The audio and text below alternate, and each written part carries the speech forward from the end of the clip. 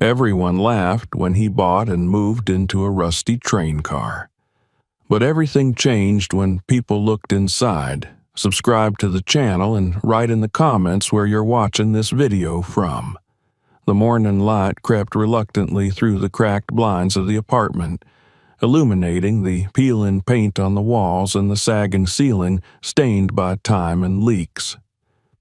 Jeremiah Brooks sat at the edge of his worn-out bed, elbows resting on his knees, eyes fixed on a chipped coffee mug half filled with lukewarm instant brew. The radiator behind him rattled softly, coughing heat with an irregular sputter, the only sound breaking the silence that had hung in the apartment for what felt like years. At 52, Jeremiah had learned how to live with silence. It clung to him like a second skin, an ever-present weight that settled on his shoulders after the world he knew crumbled piece by piece. The apartment was barely furnished. A rusted metal bed frame, a small round table in the corner, 2 mismatched chairs, and a bookshelf that now stood empty except for a cracked photo frame. Inside it, a younger version of him stood beside a woman with warm eyes and a radiant smile. Linda, his wife, his world. She had been gone for 3 years now, ovarian cancer. The diagnosis had come too late, the insurance too thin, the system too cold. Jeremiah had done everything he could, sold the car, drained the savings, begged for extensions at work. He had held her hand in the final days, whispered stories of their youth into her ear, as if words could reverse time. She passed in the early hours of a Wednesday morning, her fingers curled around his. Afterward, the world grew quieter, harsher. He took a slow sip of his coffee and grimaced at the bitter taste. There was a time he had woken up to fresh toast, the smell of eggs sizzling, Linda humming softly in the kitchen. Now his mornings were colorless, repetitive, mechanical. Unfold the same blanket, shuffle to the same sink, avoid the same mirror. He no longer looked at his reflection. He already knew what he would see. Gray stubble overtaking his chin, eyes heavy with sleeplessness, the curve of grief etched permanently into his brow. Bills were piled up on the table, unopened. He knew what they said. He didn't need to read them. The utilities were past due, and the rent was barely paid by the disability checks and what little odd jobs he could still find. They had shut down the assembly line where he worked, another casualty in Detroit's long, slow collapse. His knees weren't what they used to be, and his back carried more than its fair share of years and hard labor. He glanced toward the window, where a dull winter sun strained against the frost. Another gray day. Another empty one. His eyes dropped to the small box beside the table. Inside were her letters. Some dried flowers she had once pressed into the pages of an old hymnal, and a folded deed, one he hadn't looked at in over 20 years. It was for a plot of land in North Carolina, near where his grandfather once lived. A forested ridge with a rusted fence and a creaky gate, nothing of value on it except trees and memory.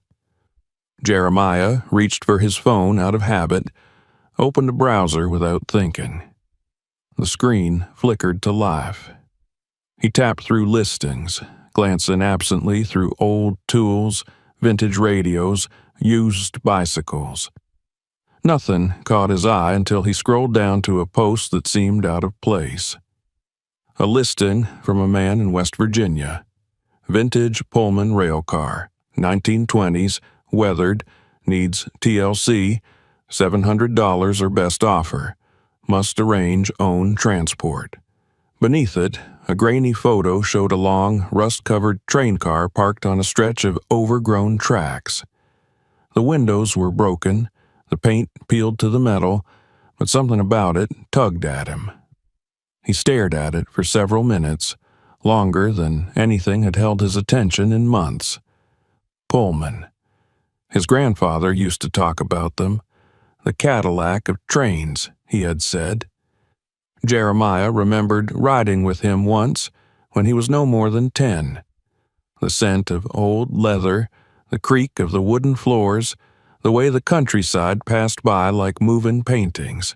He had slept on one of those bunks, held close to his grandfather's chest, feeling safe and adventurous all at once. He clicked the listing. The description was sparse but clear. Sold as is. Located in Mountain Yard. Buyer responsible for relocation.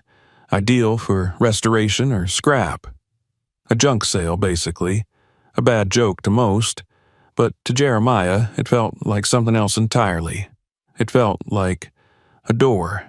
Not a grand one, not gilded or promised, but a door nonetheless. He leaned back and exhaled slowly, the weight in his chest shifting, almost imperceptibly. By nightfall, he was pacing the room, whispering arguments with himself.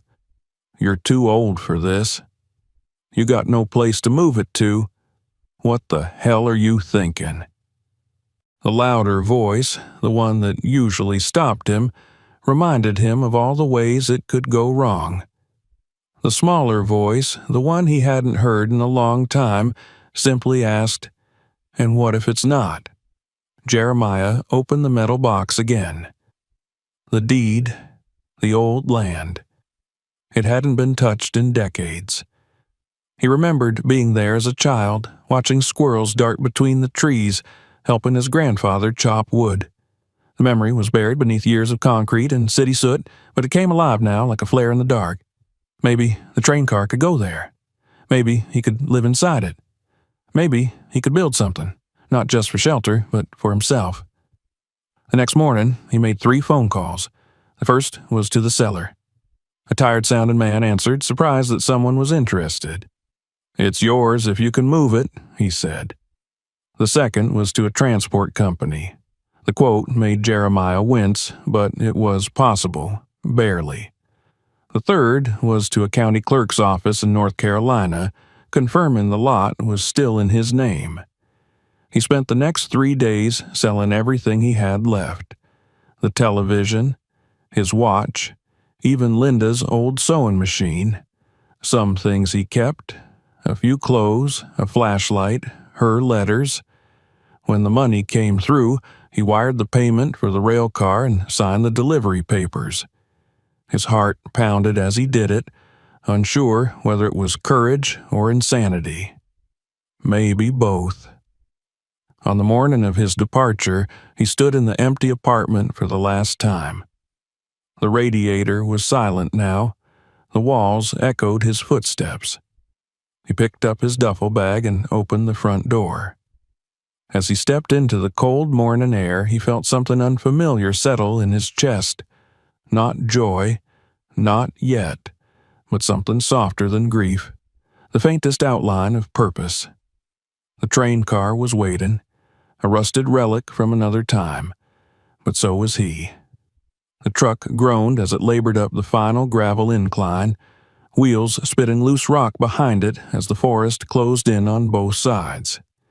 Jeremiah sat stiffly in the passenger seat, knuckles white as they clutched the strap of his duffel bag.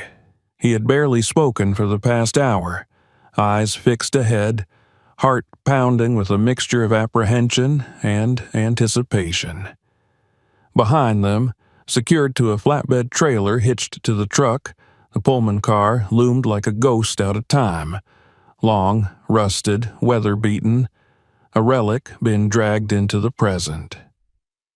The driver, a young man with mirrored sunglasses and a chewing habit, leaned out the window and spat before grunting, "We're close. You said the entrance is past the bend?" Jeremiah nodded, throat dry. "Right up there. Watch for the rusted gate." They rounded the bend, and there it was, barely visible beneath creeping vines and waist-high grass. A bent, chain-link gate sagged on its hinges, one side half swallowed by the earth, the other flapping lazily in the breeze.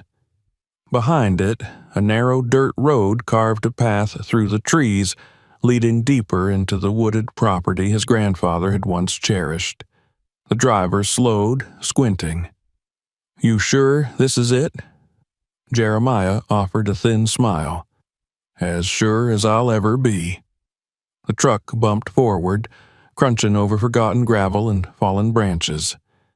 Trees arched overhead, forming a canopy that filtered the afternoon sun into patches of golden light. Birds scattered at the sound of the engine, and somewhere in the distance water trickled faintly. Perhaps the creek he remembered from childhood. They pulled into a small clearing at the heart of the land. The spot where the old cabin had once stood was now only a flat patch of earth dotted with stones and wild moss. A few warped boards remained near the base of a collapsed chimney, the final bones of what had been. Jeremiah stepped down from the cab, boots sinking slightly into the soft ground as he surveyed the place. It was smaller than he remembered, or perhaps he was simply larger now, heavier with time and wear. But it was still here, still his. The driver cut the engine and climbed down. "You want it off here?" Jeremiah looked around slowly, then pointed toward the edge of the clearing where the trees gave way to a strip of half-sunken rail track, remnants of the spur line that had once connected the land to a distant town. "Right there," he said, "on the old rails." The process was not graceful. The trailer had trouble aligning with the uneven track, and the winch groaned in protest as the car was dragged into place. Rust flaked off in clouds. One of the rear wheels locked, and the driver had to adjust the angle twice before the car finally settled with a final metallic creak, nestled into the forest as if it had always belonged.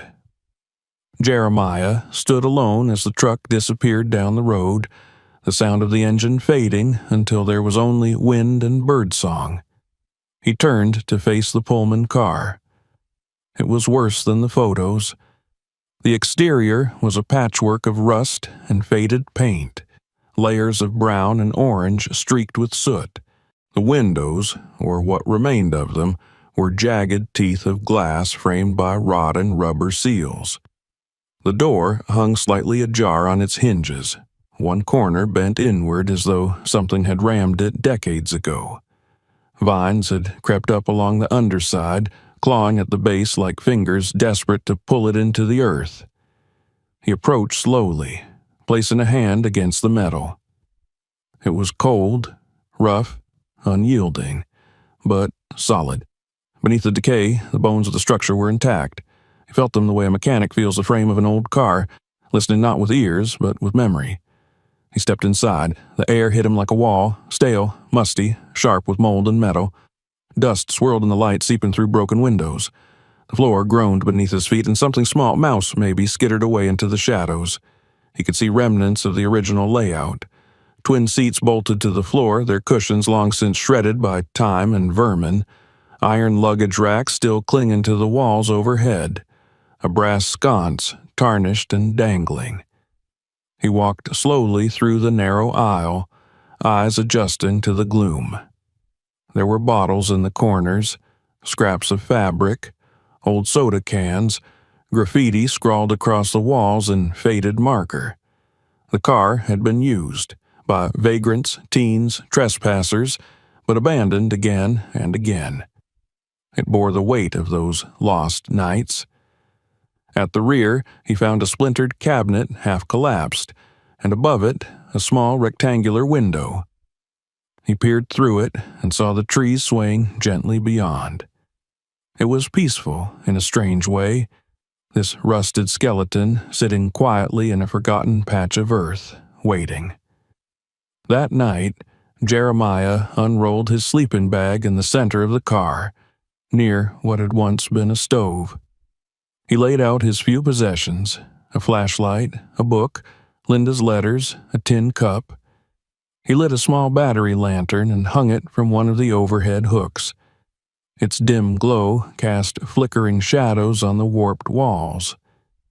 He did not sleep well. The night was cold, colder than he had expected, and the wind moaned through the gaps in the car like a voice crying out from the forest. Every sound startled him: the creak of metal, the groan of old wood, the skitter of unseen paws in the dark. He pulled his jacket tighter, curled on his side, and whispered Linda's name into the hollow silence. When he drifted off, it was into dreams laced with memory. Her laughter in the kitchen, their son running through sprinklers, the heavy weight of her hand in his as the monitor flatlined. He woke before dawn with tears on his cheeks, the sky outside still clinging to its final stars. His breath fogged in the air. He sat up, bones aching, joints stiff. The lantern had died in the night. His body felt older than it ever had, used up, drained, but something deeper stirred beneath the fatigue, the shape of resolve. He stood and looked around at the car once more. It was broken, filthy, forgotten, but so was he. And yet here they were, together. He moved to the door and stepped outside, the morning air sharp in his lungs. Mist hung low over the forest floor and dew glistened on every leaf. He walked the perimeter of the clearing, collecting stones, measuring with his steps, planning. He made a list in his head: clean the inside, clear the windows, patch the roof, seal the floor. One task at a time, one day at a time. By midday, he had built a small fire near the tracks and boiled water for tea in a blackened tin cup. He washed his face with cold creek water and began to sweep out the car with a salvaged broom he had brought from Detroit. Dust rose in clouds, coating his throat and eyes, but he didn't stop. He worked until his arms burned and his shirt clung to his skin. When he paused, sweat ran down his temple, but the floor beneath his feet was visible, solid, real. He ate canned beans and bread. He drank water from the creek, purified with iodine tablets. He began piling discarded debris near the edge of the clearing: broken metal, splintered wood, bottles. He sorted usable pieces: old bolts, hinges, chunks of paneling. He started a pile labeled possible. That evening, as the sun dipped below the trees and painted the car in hues of orange and gold, Jeremiah sat on the steps of the Pullman and looked out at the land. It was quiet again, but the silence no longer felt empty. It felt earned. He didn't know what would come of this place. He didn't know if it would hold through the winter, or if he'd last more than a month in the woods alone. But for the first time in years he had a plan, a direction, a thing to build, however small. And it was enough. Morning arrived with a low-hanging mist that clung to the trees like old memories. Jeremiah stood outside the Pullman car, his breath fogging in the cool air as he surveyed the clearing around him. The scent of pine needles and damp earth hung heavy, grounding him in the here and now. The fire he had kept through the night had burned down to gray coals, and he used a stick to stir it gently, coaxing a last flicker from the ash. He had made it through another night. It wasn't much: no insulation, no running water, no electricity. But, for the first time in a long time, Jeremiah felt something close to pride. Not in what the rail car currently was, but in what it could be. He saw it not with tired eyes, but with imagination, the way a sculptor sees a statue within stone. The same metal walls that once trapped cold and darkness could one day hold warmth, light, even peace. He believed that. He had to. After breakfast, crackers, canned peaches, and lukewarm tea, he began pulling apart the heap of rotted furniture and scrap he had piled at the back of the rail car. Some of the debris was unsalvageable: torn cushions soaked through with mildew, panels warped beyond repair, and metal bars bent at impossible angles. But there were pieces he could use. He sorted them into neat piles: wood to be sanded, metal to be straightened, fabrics that might be washed and repurposed. He moved carefully. His joints weren't what they used to be, and every twist of his back or kneel to the floor was accompanied by a dull, familiar ache. He had never known how much of himself he had given away in those 30 years on the assembly line until there was nothing left to hold up the machine. Still, he moved with purpose. He worked until his fingers throbbed, until the sweat soaked through his shirt, until the sharp morning air turned to the golden breath of afternoon. Around midday, while clearing out a storage alcove at the rear of the rail car, Jeremiah found a metal plate loose against the wall. Beneath it, dusty and half-hidden, was a wooden crate, heavier than expected. He wrestled it free and dragged it into the light. The hinges groaned when he opened it, revealing a trove of hand tools: screwdrivers, hammers, chisels, files. At first he thought someone must have hidden it years ago, but as he wiped away the grime from the inner lid, he saw the initials carved into the wood: W.B. William Brooks, his grandfather. Jeremiah sank onto the floor, fingers trembling as he picked up a battered, wooden-handled hammer. He remembered this. Remembered holding it with his small boy hands, his grandfather guiding his grip. There were other tools, too: pliers, a handsaw, even a level, still with its air bubble perfectly centered. But what stopped him was the notebook wedged into the corner of the crate. It was thick, the pages yellowed and curling, bound in cracked leather. On the front, notes, summer of 1972. He flipped it open, scanning the page after page of neat, cursive handwriting. Most of it detailed repair work, roof patching techniques, planting strategies for the land, how to align fencing, but interspersed were thoughts, reflections, lessons, half philosophy, half how-to. The forest will always outlive the house. Build with humility. If you fix something with care, it will carry your handprint longer than your name. A home isn't four walls. It's the space you protect with your effort. Jeremiah closed the book gently, his chest tight. The weight of legacy was not a burden. It was a tether, a line thrown from the past to the present, connecting him to something that had not yet died. That evening, he began work on sealing the worst gaps in the railcar walls. He used scrap paneling where he could, covering the holes that let the night wind scream through. He patched the floor with 2x4s salvaged from a collapsed shed at the far end of the property.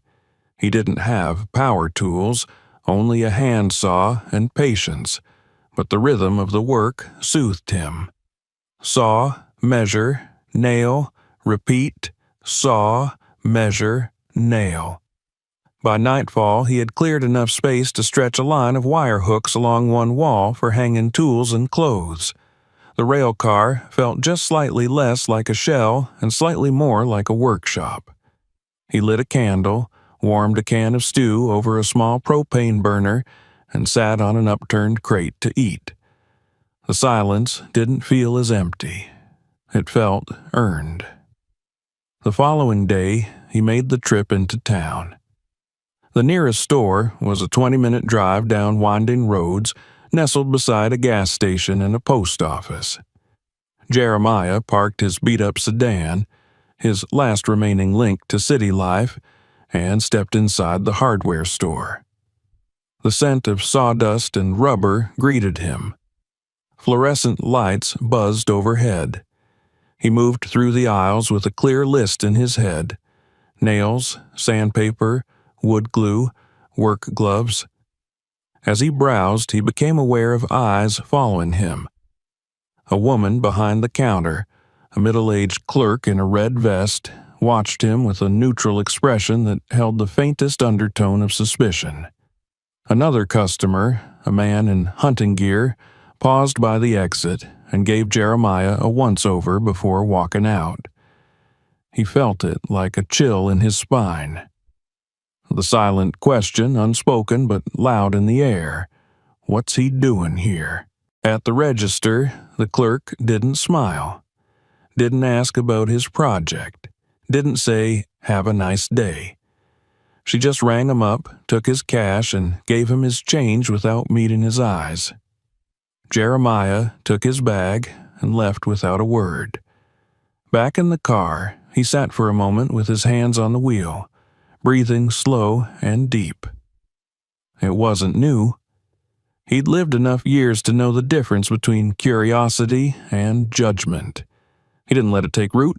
He just drove back, the forest gradually welcoming him again. That evening, as he unloaded supplies near the tracks, he noticed something out of place.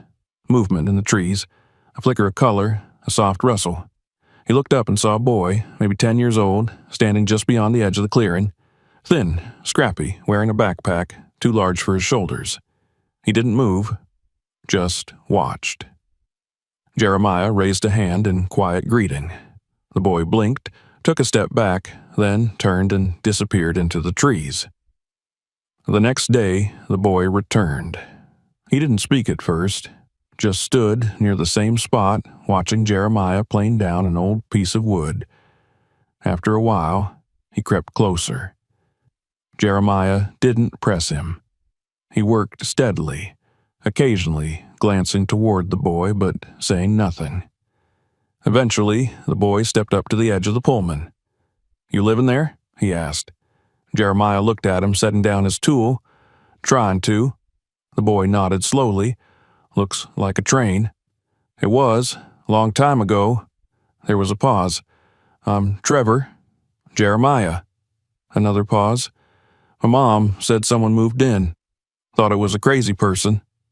Jeremiah smiled faintly. "Maybe she's not wrong." Trevor smiled back. From that day on, Trevor became a regular presence. He would appear late in the afternoon, sometimes with a snack in his bag, a granola bar, a juice box, and watch Jeremiah work. Eventually, he began asking questions. Could he hold the hammer? Could he help measure? Could he learn how to saw straight? Jeremiah taught him, patient and firm, correcting his grip, showing him how to respect the tool. Trevor soaked it up like sunlight. He was a quiet kid, but smart, and his fascination with the train car grew each day. When Trevor didn't show up one afternoon, Jeremiah felt a strange hollowness. But the next day, the boy returned with something wrapped in foil. "My mom made sweet cornbread," he said. "She said to say thanks for keeping me busy." Jeremiah took it with a nod. "Tell her she's welcome any time." He didn't expect her to come, but that weekend, a tall woman in a blue sweatshirt and jeans walked into the clearing, arms crossed, eyes wary. Trevor walked beside her, bouncing slightly with excitement. "Miss Ellie," she said, "Trevor's mom." Jeremiah stood up from the step he was building. Jeremiah Brooks, pleasure. She scanned the clearing, the Pullman, the neat stacks of lumber, the careful organization of tools. Her gaze softened slightly. "He talks about this place all the time," she said. "I had to see it for myself." "You're always welcome," Jeremiah replied. She smiled just faintly and turned to her son. "Don't forget your homework." Trevor rolled his eyes. As they walked back toward the road, Jeremiah felt something shift in the air, a crack in the shell that had formed around this place. A connection. That night, he sat by the fire with his grandfather's journal in his lap, Trevor's hammer beside him, and a full belly from cornbread and beans. The train car no longer felt like a burden. It was becoming something else entirely. Autumn came to the forest in slow, deliberate strokes. The air turned crisp, and the light shifted into a golden softness that filtered through the thinning trees like the glow of an old memory. Jeremiah rose each morning before the sun, stretching stiff muscles and rolling his shoulders as the first chill reached under his collar. Smoke curled from the stovepipe at the top of the Pullman car, a thin gray ribbon that marked life where once there had been only rust and rot. Inside, the transformation was steady. Not miraculous, not sudden, but real. The floors had been scrubbed clean and patched, with sections covered in warm, sanded planks. One end of the rail car now served as a sleeping area, a cot with a thick wool blanket, shelves above holding a tin lantern, a stack of books, and a photo of Linda smiling at a picnic table in the early 80s. The other end had been turned into a sitting and work space, where a handmade wooden table rested against the wall beneath the largest window, now refitted with salvaged glass panes that let in light like liquid. Curtains, sewn by Miss Ellie from old fabric scraps, framed the view. On the wall beside the door, Jeremiah had mounted his grandfather's tools with care, as if each one was an heirloom in a museum. Outside, he had cleared a path from the track to the dirt road, laying flat stones and lining the edges with river rocks gathered from the nearby creek. He built steps leading to the rail car's sliding door, added a small platform for sitting in the afternoon sun, and hung a wind chime that sang softly with the breeze. Even the outside of the Pullman had changed.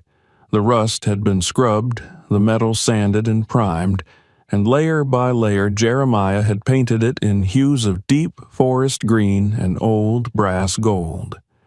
It gleamed now beneath the trees, not like something new, but something respected, like a story retold with care. It was on one of those bright mornings, with birds chirping nearby and leaves crunching underfoot, that Trevor asked his first real question.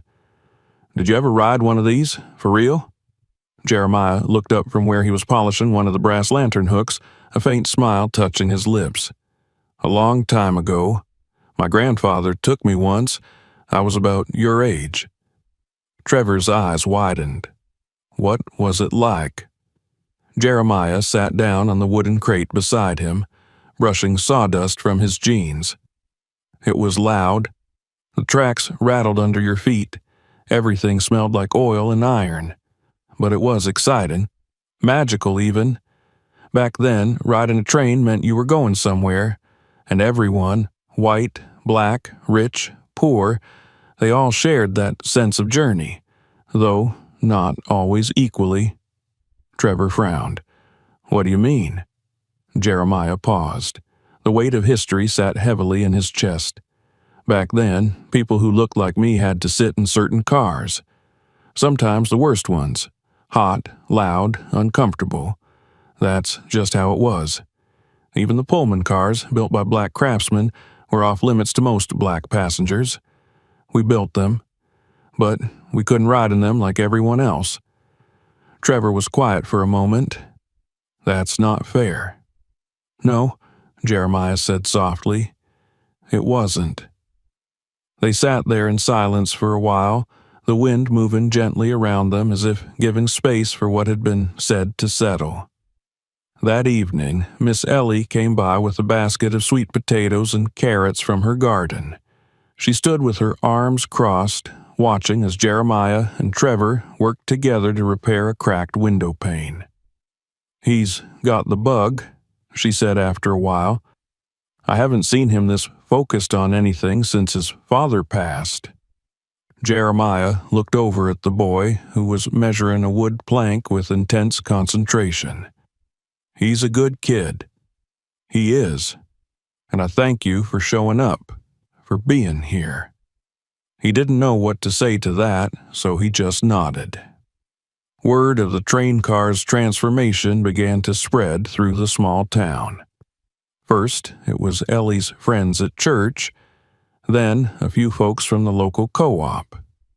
One afternoon, a group of high schoolers rode their bikes out to see the train in the woods, and stood in awe at the brass fixtures, the restored benches, the tin signs from the 1930s that Jeremiah had salvaged and rehung with pride. He didn't invite them in at first, unsure of their intent, but their quiet respect softened him. They began to return, bringing their own touches. One painted a wooden sign that read, Hope Line Est, 1927. Another brought a collection of railroad postcards from his grandfather's attic. Jeremiah tacked them onto a board inside the car, forming a kind of living museum. One boy, a tall, lanky student named Lucas, came back with a gift, an old oil lamp with a broken base. Figured you might know what to do with it, he said. Jeremiah fixed it within the week. Soon enough, people began stopping by not just out of curiosity, but with purpose. Someone asked for help fixing a chair. Another, a single mother, needed assistance replacing a door hinge. A retired couple brought canned peaches and sat on the platform to hear Jeremiah tell stories about the history of Pullman porters and how they shaped the early black middle class through dignity and back-breaking labor. It turned into something more than he could have imagined. Not just a home, not just a project. It was becoming a place of meaning. Yet, even in this season of quiet growth, the past refused to stay buried. Jeremiah hadn't spoken of his son in years. Not to Ellie, not to Trevor, not even aloud to himself. But one night, as he sorted through an old toolbox, he found a photo tucked into the corner beneath a rusted wrench. It was worn and creased, but the image was clear. Moloch, 17, in a cap and gown, his mother's arm around his shoulders, Jeremiah beside her, smiling but tired. He sat staring at it for a long time. The boy in the picture had grown into a man somewhere out there in the world. A man who had once looked at his father with both love and fury. Their last conversation played in his mind like a tape he could never erase. You gave everything to her and left me with nothing. She was dying, son. And what was I doing, living alone in my own house? I didn't know how to do both. The silence that followed that final argument had stretched across years. He had thought of calling, of writing, of apologizing, but pride and guilt formed a wall too thick to scale. Now, holding that picture, he felt the ache of distance more than ever. The next day, as he hammered a new bracket into place near the door, a weathered envelope fell from the shelf above. It had been tucked into the pages of Linda's old Bible. Inside was a letter, unfinished, meant for Moloch. It had no date, only a few lines in Linda's delicate handwriting. If you're reading this, then I'm already gone. But please know your father loved you more than he could say. Sometimes love is quiet, son. Sometimes it looks like sacrifice. Be gentle with him if you can. Jeremiah stood still for a long time, the letter trembling in his hands. That night, he sat at his small table, lit the lantern, and opened a blank page in his journal. He began to write. Not a masterpiece, not an apology with all the right words, but something honest. A story of where he had gone, what he had done, what he had built. Not from money or success, but from pieces of memory, stubbornness, and need. He didn't know if Moloch would ever read it, or care, but it was time to write it anyway. He folded the pages carefully and slid them into an envelope, scrawling a name he hadn't written in years across the front. Then he placed it beside the lantern, let the candle burn low, and sat quietly with the sound of the forest breathing around him. Outside, the wind caught the wind chime and the Pullman car hummed like an old engine warming to life. The envelope sat on the table for 3 days. Jeremiah didn't touch it. He saw it every morning when he lit the lamp, every evening when he laid down to sleep. Its presence was like a quiet guest in the room, one that asked no questions, made no demands, yet filled the space with expectation.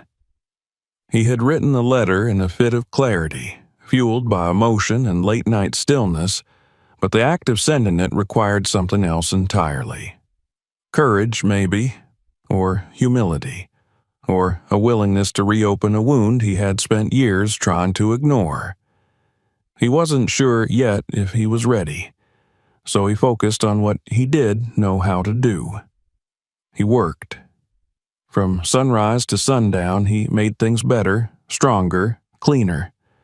He built a pair of steps leading up to the rear door of the Pullman car, with a sturdy railing and a place to sit. He scrubbed the brass nameplate on the side of the car until the letters gleamed through the patina. Pullman Standard number 407. He arranged the salvaged train benches around a small circular table he had fashioned from a discarded cable spool and lacquered until it shone like maple. He hung a small sign above the front window, hand-carved from cedar and painted in bold, steady letters, Hope Line. The rail car no longer looked like a ruin. It looked like a destination. Word of the place spread further. Ellie's friend from church, a retired librarian named Mrs. Henderson, asked if she could donate a few old books. When she arrived with 3 full boxes of gently worn volumes, ranging from Mark Twain to Baldwin, Jeremiah cleared a shelf immediately and began organizing them by hand, spines outward like a proper reading room. A woman from the community garden brought fresh herbs in clay pots, which he arranged outside the railcar's steps. 2 teenage girls delivered a colorful quilt they had sewn together at school, draping it over the cot inside with pride. Visitors became common. People arrived not just out of curiosity now, but with purpose. They brought gifts, stayed to talk, and sometimes even returned with their families. Someone suggested Jeremiah hold a storytelling night. He didn't say yes right away, but when a third neighbor mentioned it in the same week, he finally agreed. On a cool Friday evening in early October, the woods filled with the soft shuffle of footsteps and the hum of voices. Jeremiah had placed battery-powered lanterns along the path, their warm yellow glow lighting the trail from the road to the train car. Folding chairs ringed the clearing. A fire pit crackled in the center, its glow casting dancing shadows on the trees. Inside the Pullman, the table was cleared and covered with hot cider, cornbread, and Ellie's famous molasses cookies. Jeremiah stood at the doorway as people filtered in. He greeted each one with a handshake or a nod, smiling quietly as their eyes widened at the interior. Wood-paneled walls, hanging lanterns, curtains fluttering softly at the windows, shelves of books and tools and history. It wasn't grand, but it was deeply personal, and it made people feel something. He began the evening with a story about his grandfather, a tale of how he once built a canoe from scrap wood and stubbornness, and how it nearly sank halfway across the lake. The crowd laughed. Later, Ellie told a story about a Thanksgiving dinner ruined by a wayward possum. One by one, others shared memories, jokes, and anecdotes. The firelight grew lower, and the air cooled, but no one left. When the last of the guests drifted off into the night, Jeremiah stood alone in the clearing, hands in his pockets, watching the smoke trail into the stars. He felt full, not of food or pride, but of presence. For the first time in a very long time, he felt undeniably connected. Not just to this place, but to others. That weekend, the local elementary school called. One of the teachers had heard about the Pullman project through a student's parents and wanted to know if Jeremiah might be willing to host a field trip. "They're learning about American history," she said, "railroads, Reconstruction, the Civil Rights Movement. It might be good for them to see a piece of that up close." He hesitated at first. He didn't think of himself as someone who lectured children, but Trevor was quick to advocate. "You already teach me," he said. "You just don't talk like a teacher." And so, on a Wednesday morning, A yellow school bus bounced up the gravel road and stopped at the edge of the clearing. 24 children spilled out, their faces a mix of awe and excitement. Jeremiah welcomed them at the base of the steps, one hand resting on the carved railing, the other shading his eyes from the sun. He showed them the wheels, the restored benches, the brass luggage racks. He told them about the men who built these cars, craftsmen, engineers, and porters, many of them black, who worked with skill and pride during an era that offered little recognition. He explained how Pullman porters formed the backbone of one of the first black labor unions, how they passed information along the rails that would later feed the fires of the civil rights movement. The children listened, wide-eyed, respectful. A few took notes. One little girl, standing by the open door, looked up at Jeremiah and asked, "Is this your house?" He smiled. "It's more than that now."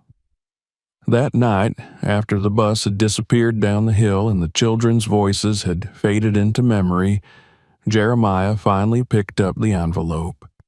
The post office in town was quiet the next morning. He stood in line behind a woman mailing birthday gifts, and when it was his turn, he handed the letter to the clerk with a simple, "First class, please." He walked out into the sunlight, feeling lighter and heavier all at once. In the days that followed, he returned to his routines. He cleared fallen branches from the trail, repaired a leak in the stovepipe, sanded a bench until it felt like velvet beneath his fingertips. He wrote in his journal more often. Short notes, fragments of thoughts, memories. He began drawing plans for a small rain catch system. He baked cornbread from scratch. He taught Trevor how to sharpen a knife, how to split kindling, how to sand against the grain and not with it. But part of him was waiting. He didn't know what kind of response, if any, might come. The letter hadn't included a plea or a demand, just truth, offered plainly and without expectation. He had told Malik about the Pullman car, about the people, the work, the purpose. He had told him about Linda's letter and her love. He had told him that he missed him and that he was sorry for all the ways he hadn't known how to be a father when it mattered most. 10 days passed, then 12. It was the 13th day, sunny with a soft wind, that Jeremiah was outside, kneeling by the herb pots, when he heard footsteps approaching from the road. He straightened slowly, wiping his hands on his jeans, and turned. A man stood at the edge of the clearing, tall, lean, with broad shoulders and eyes the color of dark mahogany. His hair was close-cropped, streaked faintly with gray. He wore a dark jacket and jeans, dust on his boots, hesitation in his posture. For a moment, neither of them moved.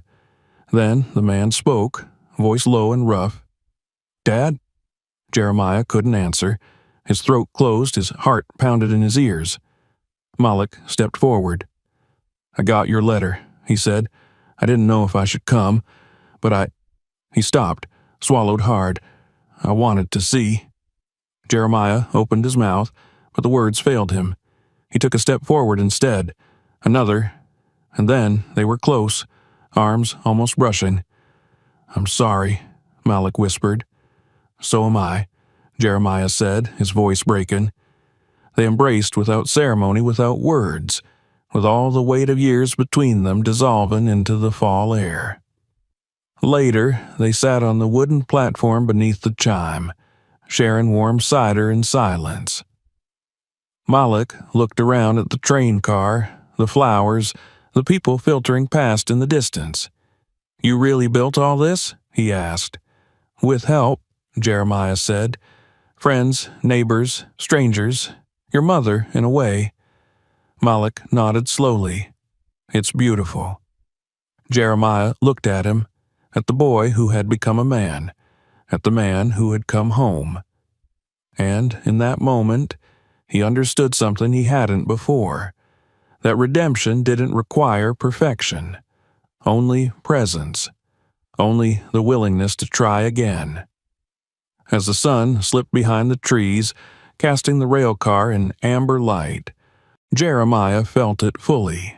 The warmth, the forgiveness, the joy.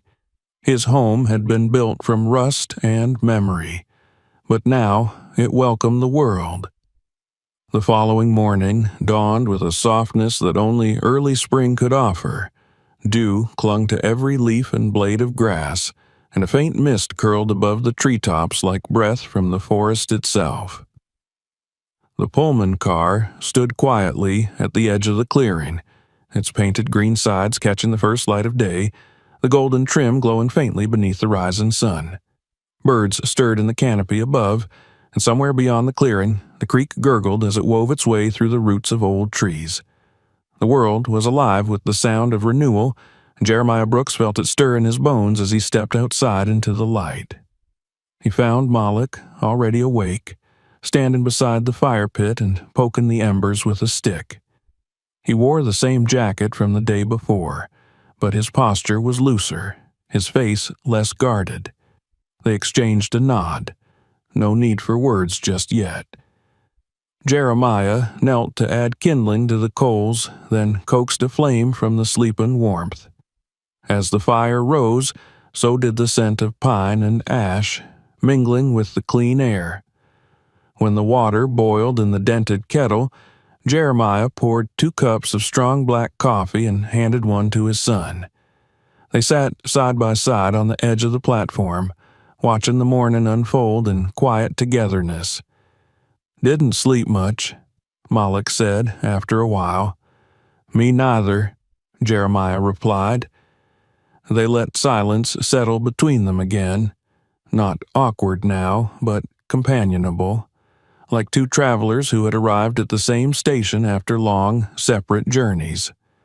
When Moloch finally stood and dusted off his jeans, he glanced toward the rail car and said, "Show me the rest." Jeremiah led him through the space slowly, letting his son take it in without explanation.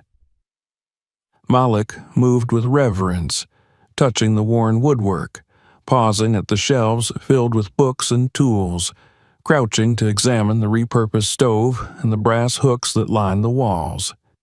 He ran his hand along the polished table, admired the hand-carved railings, and finally paused before the photo of Linda that hung in a simple wooden frame above the cot. "She would have loved this," he said quietly. Jeremiah's throat tightened. "I think so too." They spent the day together, not in discussion, but in action. Moloch helped reinforce a section of the rear wall where a leak had formed during the last rain. He held boards while Jeremiah hammered, sawed wood while his father measured. Their movements synchronized without effort, the rhythm of shared labor smoothing the jagged edges left by years of absence. They broke only for a quick lunch of sandwiches and apples, which they ate on the steps, squinting against the sun. By afternoon, Trevor appeared at the edge of the clearing, a wide grin stretching across his face when he spotted Moloch. "You came back," he called. Jeremiah introduced them properly, and the 2 quickly fell into easy conversation. Moloch asked about Trevor's projects, listened to the boys' enthusiastic descriptions of every corner of the Pullman, and laughed at the stories Trevor told about the early days of the renovation, like the time a raccoon snuck in through the roof and refused to leave. Miss Ellie arrived soon after, carrying a casserole dish wrapped in a checkered towel and wearing a knowing smile that deepened when she saw Moloch. "You must be the son I've heard about," she said. "Didn't think you were real." Moloch chuckled, rubbing the back of his neck. "Most days I wasn't, but I'm trying." She passed him the casserole. "Then you're welcome here." That evening, more people arrived, neighbors, school children, elders from the church. drawn not by a formal invitation but by the magnetic pull of a place transformed by care. Lanterns lit the path. Folding chairs surrounded the fire pit. Plates of food appeared on the table inside the Pullman, brought by different hands, different families. There was no schedule, no speeches, just laughter, conversation, the clink of dishes, and the flicker of flames. Music played from a portable radio, a blues tune from the 50s, and someone began to hum along. Jeremiah stood on the steps of the rail car, a mug of cider warm in his hands, and watched it all unfold. Malik leaned against the door frame behind him, arms crossed, his expression unreadable. "You did this," he said after a moment. Jeremiah shook his head. "Not alone. But it started with you." They stood in silence, listening to the voices of people who had once been strangers, now swapping stories like old friends. "Are you going to stay?" Jeremiah asked. Malik hesitated. "I don't know yet, but I'd like to come back. Help out, be around." "That's enough," Jeremiah said. The next morning, the guests were gone, and the forest had reclaimed its hush. Malik had already packed his bag but lingered near the trail, hesitant to leave. Jeremiah handed him a small wooden box with a brass latch. "Your mother's," he said. "She wanted you to have it one day." Malik opened it slowly. Inside were letters, photos, and a delicate locket, Linda's favorite. He closed it gently and looked up with glistening eyes. "Thank you." Jeremiah nodded, too full to speak. After Malik left, the Pullman car didn't feel empty. It felt grounded, rooted. A place that had held sorrow now held memory and possibility in equal measure. The days grew longer. Spring greened the forest. Trevor brought friends who wanted to help build a rain catch system. Ellie started a community book swap with the Pullman's growing collection.